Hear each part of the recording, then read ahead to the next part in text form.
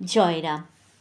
শ্রী শ্রী রাম ঠাকুর লিপিকার হিসাবে লেখনী কীভাবে ব্যবহার করতেন, তার ধরন, চলন এবং কথা বলার সময়ও যে ভঙ্গিতে কথা বলতেন, তার রূপটি বিশদভাবে ব্যাখ্যা করেছেন পরম ভক্ত শ্রী স্মৃতিকণ্ঠ সেনগুপ্ত। তিনি লিখেছেন, ঠাকুরের এই ভাবমূর্তির ধারণা বোঝা সকলের পক্ষে সম্ভব নয়। কাগজের উপর কলম দিয়ে আসন করে বসে একাগ্র চিত্রে কী যেন লিখতেন। এই চিত্রটির সিডি যে আছে তা ভালোভাবে নজর করলে ধরা যেতে পারে ঠাকুর কোনো দিকে নজর না দিয়ে দৃষ্টি শুধু লেখার দিকেই দিয়েছেন। কলমটি আপনি যেন চলেছে।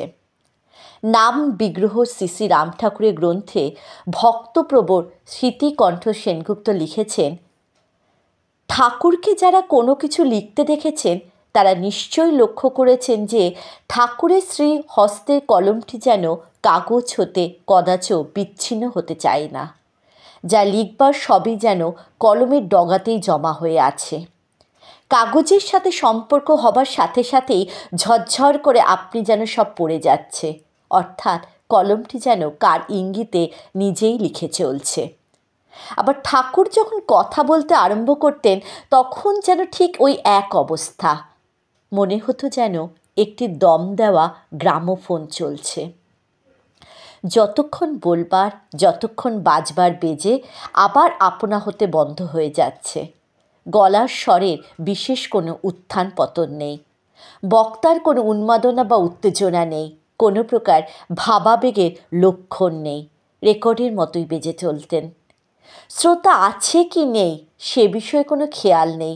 কোনো কিছু বলবার সময় ঠাকুরের মুখমণ্ডলে একটি অপূর্ব প্রাণ মাতানো মৃদু হাসি সদাই লেগে থাকত।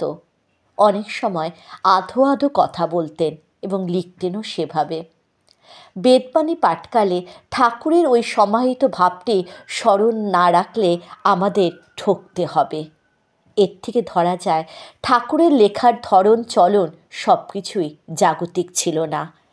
এক নাগারে কথা বলার সময় তিনি লৌকিক দেহে বা লোকালয়ে থাকতেন না, ঊর্ধ্ব জগতে ক্রিয়ায় পরিচালিত হতেন।